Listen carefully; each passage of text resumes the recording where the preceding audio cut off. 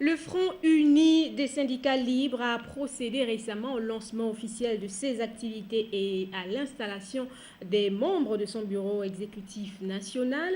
La cérémonie était dirigée par le président Emmanuel Mba. Le compte-rendu de Lolita Obono de notre rédaction. Fusil. Entendez par là le Front uni des syndicats libres. Il regroupe en son sein une vingtaine de syndicats issus de plusieurs ministères et institutions. Son président Emmanuel Mvimba a procédé à son lancement et à l'installation de son bureau exécutif national en ce jour. Nous avons reçu des milliers de demandes et d'appels venant des compatriotes qui apprécient à juste titre nos actions et démarches syndicales.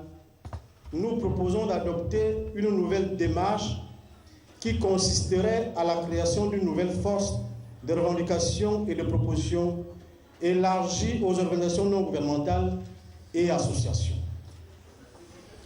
Oui, chers compatriotes, nous l'acceptons après examen minutieux et cela obéit justement à notre sens traditionnel de responsabilité, de patriotisme et de dialogue. C'est pourquoi nous déclarons ce jour, samedi 15 mars 2014, la création du Front uni des syndicats libres, en abrégé FUSI.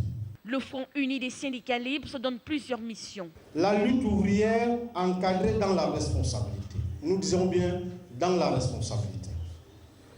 Il privilégiera les concepts de dialogue permanent, la concertation et l'esprit d'équipe. Son objectif stratégique sera sa participation à la construction d'un Gabon d'avenir avec l'implication de toutes les composantes sans exclusive. C'est pourquoi nous vous annonçons ce jour la tenue à Libreville dès la semaine prochaine d'un grand séminaire atelier sur le thème « La place des acteurs non étatiques au développement économique et social du Gabon ». Pour y parvenir, tous les syndicats, ONG et associations y seront conviés à raison de 5 représentants par organisation.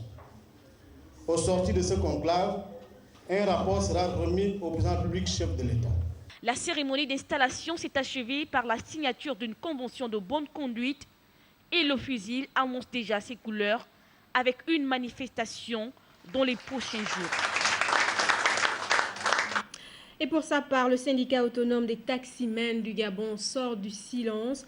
Le président André Zogomba déclinait les axes de ses actions sur le terrain et les grandes orientations dans ses relations avec les pouvoirs publics en matière de transport urbain. Jeanne Minko, Chris Lemaïnda de notre rédaction. Après avoir observé un silence sur la scène syndicale des transporteurs, silence qui a permis à cette entité de la société civile de relever les mots qui minent le monde des transporteurs, André Zogomba, président du SATAG, a fait un réquisitoire cinglant à l'endroit de ses confrères réduits à l'état d'esclavage dans l'exercice de leur métier, sans pour autant chercher à remédier la situation, malgré la présence sur ce champ d'autres syndicats dévolus à améliorer les conditions d'existence des acteurs de leur corporation. Tout en restant fidèle au cahier de charges que son syndicat a élaboré dès sa création le 5 octobre 1999, l'orateur dégage d'autres pistes de réflexion en vue d'assainir le secteur des transports. Le SATA a pour une organisation rationnelle du transport lance un appel pressant à Madame le ministre des Transports de convoquer des états généraux des transports terrestres afin d'assainir le secteur et mettre en place une vraie politique de transport au Gabon.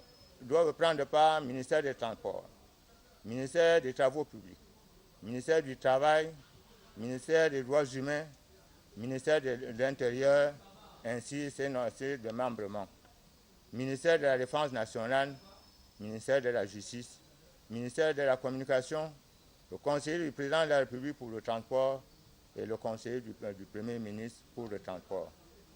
Au président du Conseil économique et social, malgré que le transport ne soit pas représenté au Conseil économique et social, le SATA loue les réformes entreprises par le président de cette institution, Paul Yomba, les réformes qui cadrent avec le plan stratégique Gabon 2025. Toute chose qui, selon André Zogomba, permettra de libérer le taximan de ses geôliers et de prendre part activement au plan stratégique Gabon 2025 avec la mise en place d'un vrai plan organisationnel du transport urbain et suburbain.